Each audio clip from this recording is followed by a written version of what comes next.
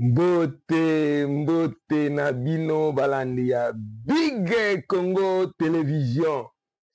Eza bongo JKN, votre bien-aimé JKN, autrement dit José Coco Nimangoudi, les Wazalendo. Ukumwezonga pankolo, yo yazali bongo, maître ya circonstance pe ya temps, oya pesinga lelo makasi pote na leka lisusu na ba caméra ya Big Congo Télévision après 2 semaines ya répit pambate nazalaki éprouvé. Tokufelaki un grand homme à la personne de notre grand frère Gustave Otobengi na komba Kutaluka Moleki akufaki pona nga c'est un grand homme yango nalobaki moyena leka lisusu na ba télévision te to na écran na biso pambate dei oyo vraiment etushaki nga makasi vraiment kolo abatela famille na ye abatela pe biso apesa biso makasi na perte munene oyo à la personne monsieur notre frère Kutaluka Moleki oyo ayebani na kombo ya frère Gustave pe à son âme Nzamba batela bana na ye oyo bazali bongo ba orphelin ainsi que mwasi na ye maman Nadine veuve. Bongo ça fait 2 semaines na lekaki lisusu te ndenge nauti ko expliquer bino raison oyo na salaki ke moyen na leka te pendant 2 semaines jusqu'à ce que bakokunda mowei et que mowei bakundaki ye mokolo ya samedi oyo euti koleka semaine passée yango esali ke lelo na leka lisusu na ba caméra ya Big Congo Télévision. Mbote na bino nyonso oyo pai nyonso bozwami na ba air différent ya Londres. Mbote na bino nyonso pe na pesi lisusu les boss, les grands boss Zoro Mabiala oyo aza bongo na Suisse na pesi ba mbote mingi Zoro Mabiala les news na pesi lisusu Jean Quentin kamata mbote na yo sans oublier Cherimbala, le général Cherimbala kamata mbote na yo pe na pesi lisusu Espérance na kati ya France kamata mbote na yo sans oublier Lorraine Ngomba, Lorraine Montagne kamata mbote na yo pai ozali. Vraiment 2 semaines oyo esali kena lekate mais Big Congo e bandaki toujours kotia ba élément nango lelo na ye na repi na ngai tomonaki bauta ko nommer première ministre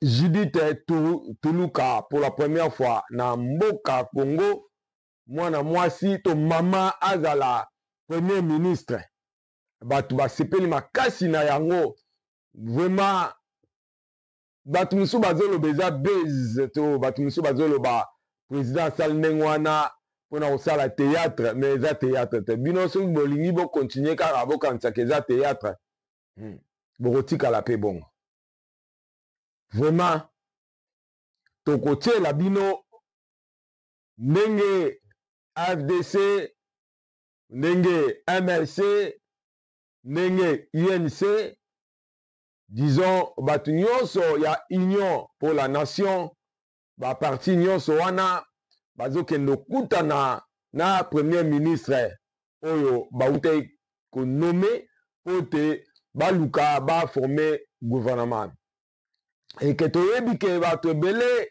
bazokomi se poser baquestion depuis élection ebanda mpona nini premier ministre aza te mpona nini gouvernement eza te mpona nini na assemblée nationale ti lelo oyo na bavote baloi te to baponi président ya assemblée nationale pona nini. Et toomona à peu près 85 députés bayaki kosala basali bakoti bademande na bango na bandi rangi oza na élément wana okotiela biso tokotia mpe ndenge nini ba AFDC MLC ainsi que ENC baparti oyo baza na coalition oyo basupportaki mokonzi ya mboka ndenge nini babongwamaki mpo bakutana na premier ministre mpo baparler sur la formation des gouvernements oyo ekoyakala te. Donc na bandi tokolakisa bino eke lisusu tolingi toloba lisusu likambo ya vraiment cardinal Ambongo. Cardinal Ambongo, c'est de lui qu'on parle. C'est de lui qu'on parle. Tomonaki Cardinal Ambongo nenga bimaka kaka salaka ba déclaration na ye vraiment ya mawa mingi ya pasi mingi po so totali bien tango gouvernement oyo to pouvoir oyo ya 18 ans ezalaki ndenge église catholique banda ko se comporter ekomi différent na pouvoir oyo ya IDPS très différent. Tango pouvoir ya 18 ans ezalaki tomonaki église catholique babanda kozala na peuple. Babanda kozala na peuple, raison pour laquelle omoni babomaki peuple na misu na bango. Mais sikoyo si totali bien tozomona ke église catholique aza ole azala pona peuple ou bien azala pona pouvoir ye azozala pona position te mais azozala pona bato oyo bazosala kaka Congo mabe. Vraiment azozala ole azala ngambo ya peuple azozala ngambo ya peuple lisu te. Kanda na nyonso je crois ezalaki pona gratuité ya enseignement. C'est sûr ndenge bato bazolobela église catholique adigéraki likambo wana ya gratuité na enseignement te mpo aperdre mbongo ebele na yango. E toyei komona cardinal akomosala badéclaration moko voire même ya koencourage bato oyo bazokende na rébellion mpo baboma su peuple ezokufa e naye komona lisusu to toyei komona moto alamuka le type oyo alamuka aleki na nani na tokotiela bino yango rangi na banzi oza nango oza na elema wana moto alamuka alobi likolo baboyaki cardinal na aéroport akota na salo ya VIP moto alamuka atelemeli yango alobi vraiment modèle oyo pouvoir oyo ya Félix ezosala ezotraite bakonzi ya katolike pouvoir kuta Kabila ezalaki ndenge wana te. Oyo eza abomination ou tokobenga yango apologie. Pourquoi eza abomination? Pourquoi eza apologie? Toyebi ke na ntango wana Rosi Mukende akufa wapi? L'église catholique. Nani moto aboma ye? Bino moko boyebi. Rosi Mukende akufa wapi? Na jeune fille osusu akufa wapi? Tokotia élément ndenge nini ranger kotiela biso élément wana ndenge nini na ntango wa pouvoir à 18 ans ndenge nini banda kotraite catholique. Toza na élément wana ndenge baprêtre catholique baza ko déclarer ndenge nini pouvoir ezotraite bango. Bongo moto alamuka akende lobake pouvoir oyo ya Félix modèle oyo ezotraitele catholique Kabila kutu atraitaki bango bongo te. Kabila atraitaki bango ndenge mabe Kabila atraitaki ndenge mabe. Tomoni monseigneur Mosengo alobaki le médiocre dégage. Tomoni ndenge monseigneur esu akufa nga na yebaka lisusu na kikongo balobaka buna olanda lao voite mbati engolo basoko lingola na mutali boma lata bilamba pamba te soki ozolanda mutali boma yo otikali mutali boma mutakala bakobenga bino mimbale bato ya maboma. Pourquoi nalobi boye? Pourquoi nalobi boye? Parce que Cardinal Ambongo a commencé la politique. Il faut pas traiter comme un politicien. Et là que Zozange Kaka a créé parti politique au Babengi, parti politique catholique. Et là que Zozange a yangwan. Azoko se comporter comme un politicien. Et il mérite d'être traité aussi comme un politicien. Voilà. Donc, le type à la mouka a manqué qui occasion à roloba maloba nengwana. Biso to senga na monseigneur, to cardinal adimne azonga moto. Atika se comporter le kola un politicien. Président Mawamini ponaye. Président Mawamini. Likamso to lobela tomoni na Rwanda bauta osala ko fete nini na bango ya génocide et que télévision belge et ça qui erreur et lobi Fachi azalaki wana. OK Fachi azalaki kuna te. Et c'est to moni ba polémique o ezoleka mikolo yo, ba polémique ezoleka mikolo yo. Oh neti lelo muninga na ngai Jean Kente atindeli ngai ba vidéo moko ezoloba ke président aza na problème. Mais ngape lisusu na wuti kotindele vidéo oyo président akutani na monseigneur moko na boseni koma monseigneur wana sikoyo. Muto bazoloba ke abungi na radar. Toyeba susu na tango ya pouvoir oyo il y a 18 ans, balobi oh babetaki nani China Rambo babeti masasi ndenge za boye aza na avion bazo memimba en Europe pour ba soigner. Mais après 2 jours tout monde a muto likamo wana ezalaki nango kaka base. Ezalaki mutu kaka bimaki a décidé à lo bayango. Les hommes dit na kini.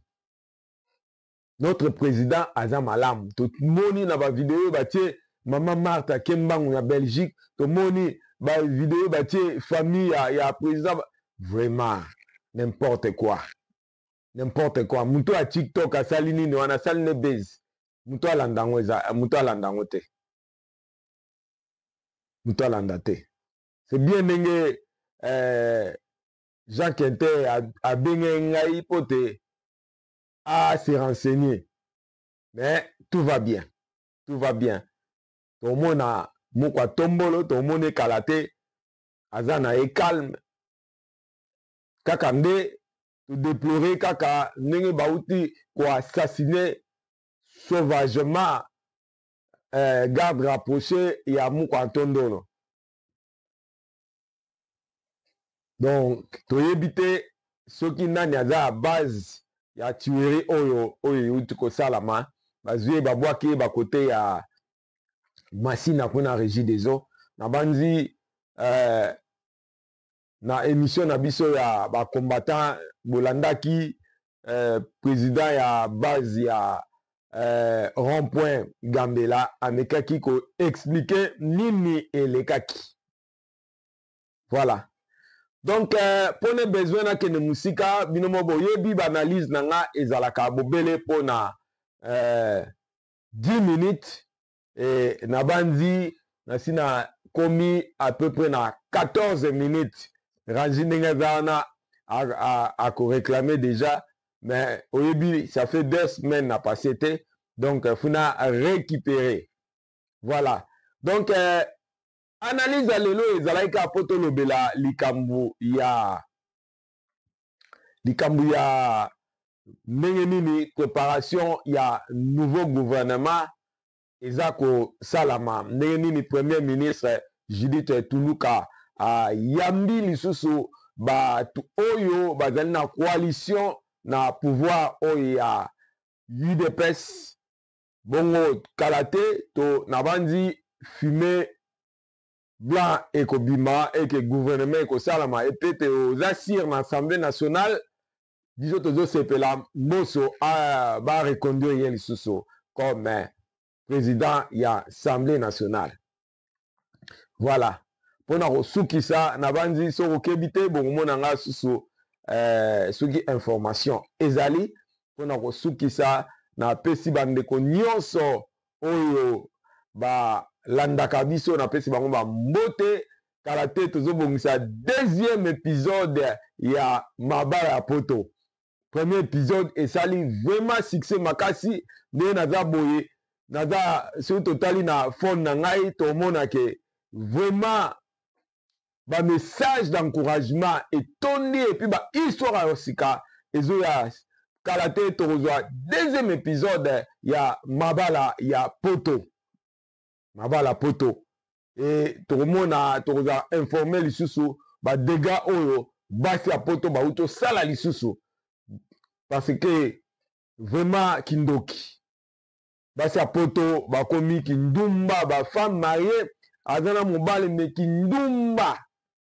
Tokolanda yango na deuxième épisode tokolanda masolo bien nzambe asunga biso mpona kosukisa napesi Fredi Lumwendano mbote napesi le boss Zoro Mabiala mbote napesi Jean Kente mbote napesi Thierry Mbala mbote napesi Espe lisusu pa oza mbote na France Esperanza mbote napesi Adam Mokonzi na bebe molonga na yo napesi yo mbote lisusu kamata mbote na yo napesi lisusu Celestine Loleke zwa mbote na yo napesi lisusu Lorraine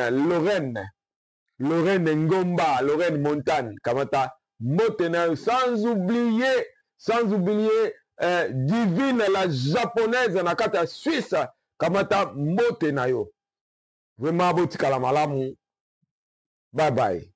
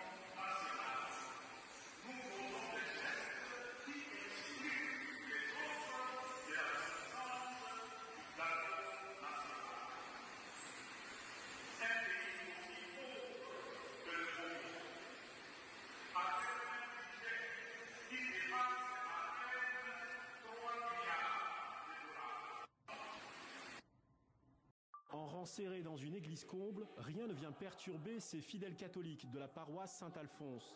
Mais derrière cette apparente quiétude, il y a des menaces qui pèsent contre les gens d'église, selon l'abbé Hugues Donguisillard. Dernier acte en date, l'enlèvement la veille d'un curé dans la paroisse Saint-Robert à l'est de Kinshasa. Tabassé puis kidnappé, le père Sébastien Yebo est resté plusieurs heures entre les mains des services de sécurité congolais avant d'être relâché. Il y a des prêtres qui vivent encore des situations graves. Vous êtes dans une messe, et il y a des gens il y a même des gens en armes qui entrent. On les voit à l'heure qu'il est. On peut lier ça à la politique. Ce sont les prêtres qui sont menacés, qui sont mal à l'aise à leur paroisse. On voit des gens qui viennent nous visiter, pas en uniforme, ils viennent comme ça, ils viennent s'infiltrer dans la masse. Les églises congolaises ne sont plus des sanctuaires face aux violences, notamment des forces de sécurité. Cette paroisse Saint-Alphonse peut témoigner de la répression le 31 décembre dernier. Ici, des impacts de balles, des traces de sang et 2 personnes tuées. Mais c'est dans un contexte totalement différent que le père Yebo a lui été enlevé devant ses paroissiens à l'issue d'une messe. En réalité, il s'agit d'un des actes d'intimidation qui sont commis par les autorités de notre pays contre les membres de l'Église catholique. C'est tout simplement ça, en représailles contre les positions que l'Église catholique a prises. Les incidents se répètent et se multiplient lors des marches des laïcs catholiques interdites par le pouvoir. Sans convocation ni mandat, l'arrestation du père Yebo relève de l'arbitraire.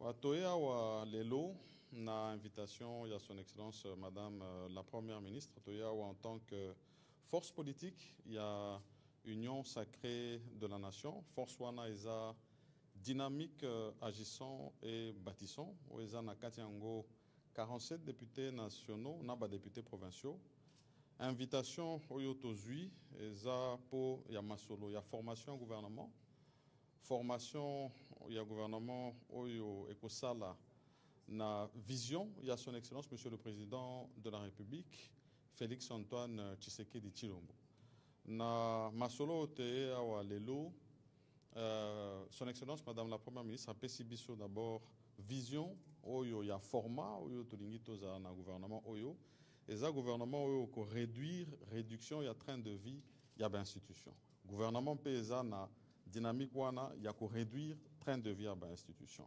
toyokie to PCP ba proposition na biso et puis masolo misusu ezalaki ba profil oyo to lingi ya batu oyo ba ko sala na gouvernement oyo ezoya eza profil ya batu oyo baza na compétence profil oyo ezo tenir compte ya genre pe ba jeune pe baza na kati biso to yebisaki pe vision na biso na contribution oyo tokozala nango na gouvernement oyo po biso nyoso toza na sima ya son excellence monsieur le président de la République yango tokopesa soutien nyoso na gouvernement oyo ezoya oyo ekozala dirigé par madame la première ministre Judith Suminwa Tuluka toyebisaki que totikali disponible po masolo wana ici la mbangu pe gouvernement ils ont déjà formé parce qu'ils ont une attente belée na sociale de la population nabiso. Voilà, merci beaucoup. Qu'est-ce que vous doit retenir de vos entretiens? Je ne sais pas le sens de votre question, mais ce sont des consultations pour la formation du gouvernement. Ça a été dit, nous avons le privilège d'être le deuxième gouvernement à être reçu par son excellence madame la ministre. Nous sommes sortis de cette audience satisfaits. La formation du gouvernement stratégique gymnastique à l'exécutif et qui tient compte aussi d'un certain nombre de critères, de compétences, de probité morale, de représentation géopolitique, de critères hommes-femmes et tout ce que nous voulons aussi, c'est que nous soyons les premiers à amener effectivement la définition de stratégie des politiciens ou des autorités de l'État. Vous êtes affiché dans l'opinion en ligne de figure de très de notre scène politique. Que répondez-vous à ceux de Congolais qui évoquent la question du temps? Oui, la question du temps, d'abord je dois dire que ce n'est pas la faute du Premier ministre. Et de deux, il ne faut pas confondre les choses.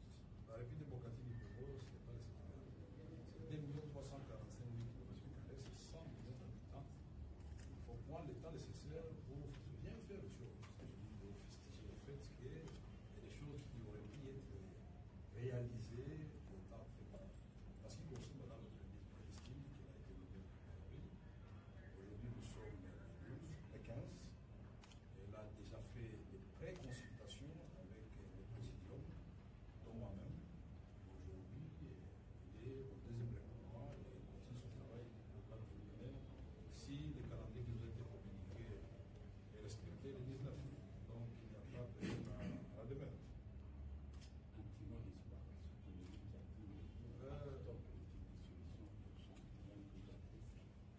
devons d'abord nous faire violence. Pour une fois, acceptons que ce que nous faisons n'est pas le partage de pouvoir et de responsabilité. Et ceux qui auront la chance d'être nommés, qui ne fêtent pas, qui réfléchissent sur la manière de répondre aux défis énormes dans un pays en guerre. C'est le premier défi. Le deuxième défi, qui est aussi une guerre qui ne dit pas souvent, c'est la pauvreté. La lutte contre la pauvreté, il n'y a pas 36 solutions. Il faut relancer l'agriculture avec tout ce qui va avec, c'est-à-dire les routes, l'énergie, l'eau, etc., création d'emplois. Donc il y a espoir, tant que notre pays n'a pas été volé, notre terre nous appartient, notre sous-sol nous appartient. Nous sommes l'un des pays, en tout cas bénis de l'humanité, avec la deuxième forêt du monde. Nous participons à empêcher que la planète implose. Et pour cela, nous devons mener une politique au niveau de l'environnement qui puisse remettre la République démocratique à ses droits. Les terres, aujourd'hui, on parle de 1 milliard de gens qui sont malnutris. Le déficit alimentaire mondial, la RDC, ces terres cultivées produisent 2 milliards pour nourrir 2 milliards de personnes. Quel gâchis. Et donc, le monde, au lieu d'agresser la République démocratique, devait le protéger comme un joyau de l'humanité, l'espoir. Puisque Inga, lui seul, c'est pour l'Afrique très industrialisée et une partie de l'Asie du Sud-Est. Si nous prenons les minéraux stratégiques, vous parlez, on fait des conférences sur la République démocratique, sur le changement climatique, sur la voiture électrique. Et cette batterie, les minéraux, les composants, c'est sur la République démocratique, le lithium, le cuivre, le cobalt, les consorts. Et donc, nous-mêmes devons être conscients que nous sommes riches, mais que nous avons certaines des organisations, une façon de fuir une responsabilité qui ne nous honore pas, nous les politiciens d'abord. Parce que le peuple lui le paye. Mais le mot d'ordre, pour le moment, c'est tous les Congolais unis pour mettre fin à la guerre. Accompagner les femmes ici, mettre fin à la guerre, trouver tous les voies et moyens pour mettre fin à cette guerre. Parce que ça compromet énormément le travail de développement et des ambitions affichées par le président de la République, qui seront traduits à l'action par Madame la Première ministre du gouvernement. Voilà ce que je peux dire. Est-ce qu'on peut avoir un résumé en médias? D'autres monde à Maman faire partie du gouvernement. Et les critères sont notamment le poids politique, la géopolitique, le genre, la compétence. Les autres critères sont additionnels, mais essentiellement les 4. Et donc, nous avons pris bonne note que nous allons faire des suggestions en termes de postes ministériels, mais également des profils qui répondent à nos exigences, disons, à nos ambitions. Ainsi donc, nous pensons que dans les meilleurs délais, le gouvernement pourra être constitué et la Première ministre a insisté sur le fait qu'on doit réduire le train de vie des institutions. Nous sommes d'accord avec elle et c'est pour cette raison que la taille du gouvernement sera réduite et elle a beaucoup insisté sur l'exécution parfaite du budget, surtout le budget d'investissement, pour que nous puissions espérer une croissance économique. Voilà, c'était autour de ces questions-là que nous nous sommes rencontrés, la délégation qui m'accompagne et moi-même, avec son Excellence Madame la Première ministre. À retenir, c'est dans le cadre du calendrier de son Excellence Madame la Première ministre, le MRC et ses alliés. Nous avions été programmés aujourd'hui et elle nous a expliqué brièvement comment elle attendait constituer le gouvernement. Et à notre tour, nous avons aussi apporté quelques suggestions par rapport à la globalité. Elle veut avoir un gouvernement des compétents, elle veut avoir un gouvernement des hommes et des femmes engagés, elle veut réduire la taille du gouvernement, elle veut prendre des questions de l'heure, prendre en compte dans son programme de gouvernement, parce qu'on n'a pas parlé seulement de la constitution du gouvernement, mais aussi surtout l'apport du MLC en tant que parti membre de l'Union sacrée, et ayant aussi des députés à l'Assemblée nationale. Comment est-ce que nous attendions, nous, soutenir le programme du gouvernement qui sera très bientôt présenté par son Excellence Madame la Première ministre. Voilà dans l'ensemble, c'est ça. Mais ce sont des critères où on ne peut plus reculer.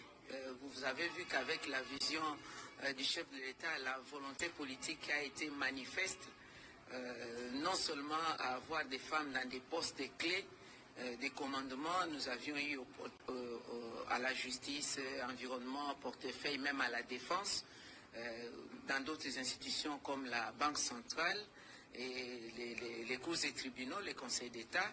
Et maintenant, nous venons de briser le plafond de verre avec une femme première ministre. Donc, c'est tout à fait logique qu'on tienne compte de cette dimension genre dans le gouvernement, mais aussi la géopolitique, mais aussi la jeunesse. Voilà. Le facteur temps, je crois que le MLC et ses alliés viennent de donner la réponse. Nous avons pris moins de 15 minutes dans l'entretien. Donc, c'est ça la vision du facteur temps. Et c'est justement pour donner le temps, réduire le temps de ces cogitations à Madame la Première ministre. Je pense que d'ici là, le gouvernement sera déjà constitué. Oui, c'est gouverner autrement en tenant compte du social des Congolais, de la sécurité et l'intégrité du pays, et aussi en tenant compte de la position de la République démocratique du Congo dans l'échiquier tant régional qu'international. Nous voulions dire merci. Merci au chef de l'État, en tant que femme, d'avoir choisi à la tête de notre gouvernement. Pour la première fois dans l'histoire de la République démocratique du Congo, une femme est à la tête du gouvernement. Pour ça, nous disons merci au chef de l'État et nous félicitons Madame la Première ministre pour le choix qui a été porté sur elle, et nous sommes tous derrière elle pour qu'elle puisse réussir ses objectifs. Alors, nous venons d'être reçus. Nous, notre plateforme s'appelle Masuka Saini, vous les savez vous tous, qui a à son sein l'Alliance 2024, l'Alliance 2025, ainsi que l'Alliance des nationalistes. Notre plateforme aujourd'hui a, en tout cas, ramené des élections aux 27 députés nationaux, sans compter des députés provinciaux, ainsi que les municipaux. Donc, au terme de l'Assemblée nationale, nous sommes à la 5e place. Nous sommes à la 5e place dans notre République à l'Assemblée nationale. Donc, nous sommes un regroupement qui compte avec les chefs de l'État qui accompagnent la Première ministre, et nous lui avons dit qu'il pouvait compter avec nous pour pouvoir arriver à changer le social de la population de la République démocratique du Congo en ce qui concernera le quinquennat qu'elle va poursuivre. Voilà, c'est ce que nous pouvons retenir de notre rencontre. Aussi, rappeler que notre plateforme est parmi les plateformes en République démocratique du Congo dirigée par une femme que je suis, Madame Fifi, comme vous le voyez. Et je remercie mes collègues qui m'ont fait confiance pour qu'aujourd'hui nous puissions ramener le 27 députés au sein de l'Assemblée nationale. Je pense qu'elle est en train de faire tout pour que ça puisse ne pas prendre beaucoup de temps. Nous savons tous que le pays est en proie à la guerre à l'Est, et c'est ça la plus grande préoccupation pour la République. Il y a les familles, il y a nos compatriotes qui sont en train de mourir chaque jour, et pour ça, je pense qu'elle met en tout cas les manœuvres en avant pour pouvoir arriver à sortir un gouvernement dans les laps de temps. Aussi, il y a le social de la population, il y a la construction de notre République qui, on ne va pas l'ignorer, avec le programme de 145 territoires que nous allons nous amener aussi nos suggestions pour que nous puissions l'améliorer davantage, parce que c'est un grand et beau programme que nous avons tous suivi qui améliore les conditions de vie de la population à partir de la base. Donc nous pensons qu'elle est en train de tout faire pour pouvoir avoir peu de temps et sortir le gouvernement dans un laps de temps. Et nous l'encourageons par rapport à ça.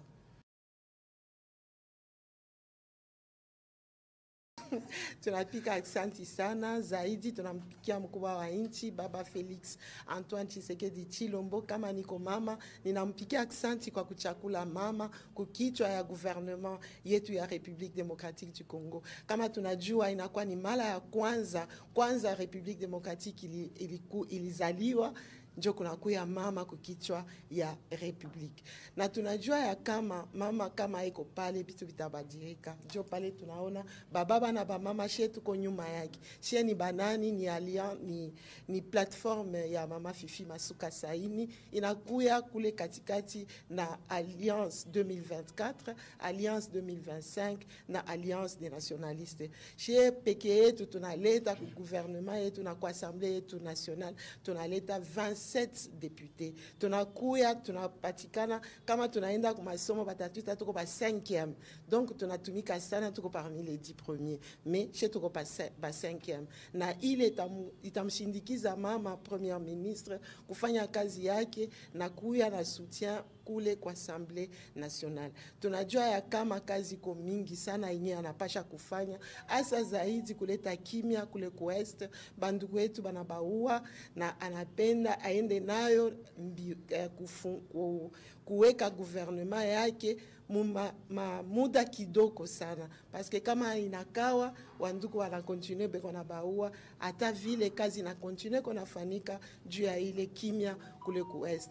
Na zaidi anapenda kushanje social ya raia ya Kongo. Tunajua shebote mule tuko napita, meshe tunamwekea kitumaini ni mama anakuwa na roho atashanje. Kama mnajua mwangareba mama bale beko natumika makazi ile beko nafanya, donc shi tunamwekea kitumaini shebote hapa mnatona. Tunajua ya kama atabadilisha ata pole namna ya kuishi ya bakongomani. Na zaidi ila tulimpatia alisema tunaweza kuleta mawazo yenye tuko nayo jua kumsaidia kwa ameliore gouvernement. Na mawazo yetu zaidi tulianza nayo ni njuu ya kuameliore programme ile ya 145 territoire, na ile programme chez batu bote banakuya kuma village balipokea mzuri. Bibaya bilikuya ko bate bibadirisha, me bizuli bilikuwa bya mingi sana. Tuko na mawazo ya mingi, tutamletea mama njuu ya patia binyewe bila lituomba bitamsaidia mukazi nyatafanya. Asa zaidi Mungu amubariki zaidi, amubariki president wetu Felix Antoine Tshisekedi Tshilombo, asa na République démocratique du Congo yote mzima. Aksanti. Et nous nous sommes entretenus avec lui autour de la formation du gouvernement. Nous avons présenté notre point de vue en tant que personnalité politique et en même temps en tant que parlementaire. Et nous avons souhaité bonne chance à Madame la Première ministre. Elle peut compter sur notre soutien. Elle a, comme Premier ministre, elle aura, quand elle viendra également au Parlement pour son investiture. Nous voulons des ministres qui ont des qualités morales et qui ont de la compétence. Et il faut tenir également de la géopolitique, tenir compte de ça. Certainement, le bureau définitif sera là avant la formation du gouvernement, je pense. Dans un tout proche avenir, je crois, dans quelques jours. Il n'y a pas de blocage parce que nous avons... Non, il n'y a aucun blocage. Nous cherchons à remplir toutes les conditions pour que le bureau définitif de l'Assemblée soit élu. Par rapport au résumé au Bosengi, na maloba au président Nabiso, président Mbosso Outi Oloba, et tokutani na mama première ministre, et to féliciter, toyoki maloba nae ndenge alobi, mokano o mokonzi mboka pesi ndenge ba critères ya ko former gouvernement. Ba critères ya moralité, critères ya compétence, critères ya géopolitique, pe critères ya parité homme-femme. Wana eza essentiel ba critères au mama premier ministre ayebisi biso ndenge mbela ye azui epa ya mokonzi ya mboka pe papa Mboso alobi yango abi tolingi ba ministre wana o baza na moralité parce que ye moko mokonzi ya mboka déjà alobaki yango na discours ya investiture ete kosala lisusu na bato ya lolenge oyo babebisi mboka te. Donc mama premier ministre pe alobi na biso programme ya gouvernement alobi baza na makanisi ya kopesa bapesa na ndenge lolengo bakanisi ete gouvernement ekotambola yango pe totikeli ye memo na biso na maeto kanisi ete ye akoswa na mokonzi ya mboka o apesaki déjà programme ba axe prioritaire alakisi biso ba axe prioritaire ya programme o ya kosala par rapport ya projet au chef de l'État apesaki na campagne électorale. Donc essentiel yango wana mama pe premier ministre ya lobby akoyamba pe société civile po ayoka bango atako bazali ba politique actif te mais bazali na kati ya mboka bapesa pe makanisi na bango po kuna na kati pe bakotala soki bakokozwa pe ba congolais o baza ko remplir ba critères wana po gouvernement ezala na kati ya équilibre essentiel oyo euti kuna na masolo yango wana. Très bien. Merci, Président. Merci. Nous avons été invités par la Première ministre pour échanger autour des enjeux de l'ère, notamment la formation du gouvernement. Et comme vous le savez, notre formation politique, notre regroupement politique ACPA, s'en est tiré avec 13 députés lors des élections de 2023. Il était tout à fait normal que nous soyons associés à tout ce qui se passe actuellement et surtout concernant la formation du gouvernement. Bon, nous avons été édifiés par la Première ministre qui nous a parlé de la taille du prochain gouvernement. Il nous a également parlé des 6 engagements majeurs du président de la République concernant son deuxième mandat. À notre tour, comme vous le savez, sa nomination en tant que la toute première première ministre femme dans notre pays est un événement majeur pour lequel on ne pouvait pas passer sous silence. Nous l'avons félicité à travers les ondes. Et là, aujourd'hui, l'occasion faisant les la ronde, nous lui avons félicité de visu. Et nous lui avons souhaité également nos vœux de réussite pour son mandat. La Première ministre nous a parlé des profils et nous a suggéré de proposer à chaque fois 3 noms pour chaque poste. C'est ce que nous allons pouvoir faire. Il nous a donné des orientations pour s'y faire. C'est ce qu'on va faire. On a besoin pour nous de commencer à tout divulguer, mais tel qu'elle a donné des orientations assez claires quant à ça. Je pense que le problème de temps ne va pas s'opposer, dans la mesure où la Première ministre nous a donné un deadline. Donc nous avons jusqu'à jeudi, donc nous avons pratiquement 48 heures pour remettre nos listes.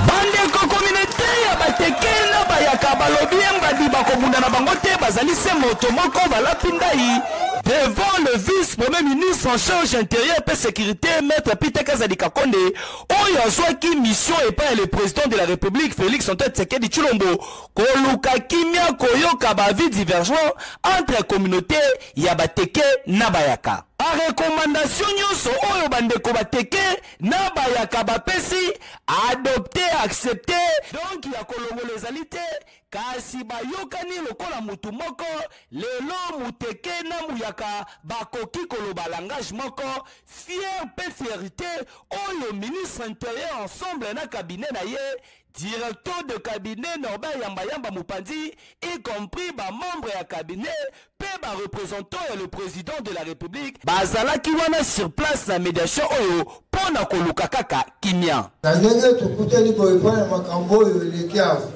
ubanda lelo moko te atia mona motema.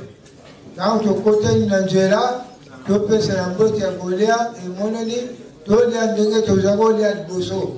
Obanga eloko moko te banda lelo chefo mokondeza kingate chefo mbonde za bale ngane nasalaki nini matide mpo nayebi yango tomeka kozongela lisusu mabe te ekokoma lokola mwasi ya loto atalaka nsima nasengi na deux communauté biso bateke eyebani ke toza peuple hospitalier kobanda na ville ya Kinshasa te epai nyonso tozali tala ndenge toyambaka bino soki lelo mabe ekomona tokanisa kaka mabe te kanisa malamu ata mbala moko ina yango tosengi na deux parties biso bateke mpe bayaka kimia ekota tozongela lisusu le passé te nandimi nyonso son excellence monsieur le ministre alobi ndenge chef de l'état apesaki ndingisa yango oyo son excellence alandi tosangani biso banso tokunda bizaleli ya mabe tozala batu moko tolia elongo tomela elongo tozongela bizaleli ya kala te voilà na mokuse oyo nazaki nango vraiment ya liboso remercier chef de l'état na ndenge azwi likanisi lelo ya kosanza tous les communautés ozali na bitumba vraiment asengi merci mingi na oyo toeleki awa bandeko bayaka batete tobalana lekwa bomoko oyo eleki. Nous avons tenu des réunions avec nos frères des deux communautés, Teke et Yaka, sur recommandation du chef de l'État.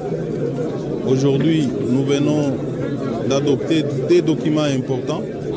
Il s'agit du rapport sur la manière dont nos réunions se sont déroulées, mais aussi un acte d'engagement souscrit par tout le monde, lequel acte d'engagement reprend des décisions que les deux parties ont prises, notamment la cessation des hostilités et le retour de la paix à Kwamut, dans les Kwilu, et puis Kinshasa et le Congo central, partout où la paix publique a été troublée. Et vous l'avez constaté, c'est avec à l'unanimité que toutes ces décisions ont été prises. Ça, ce n'est qu'une partie, mais l'ensemble de l'accord trouvé sera présenté au chef de l'État qui doit en prendre connaissance avant toute la nation et les partis procéderont à la signature solennelle devant le chef de l'État, commandant suprême des forces armées et de la police nationale congolaise. Congo, un certain 25 mars 2024, conflit ya bateke na bayaka et si la sous-conduite ya Peter Kazadi Kakonde oyo accomplir mission na ye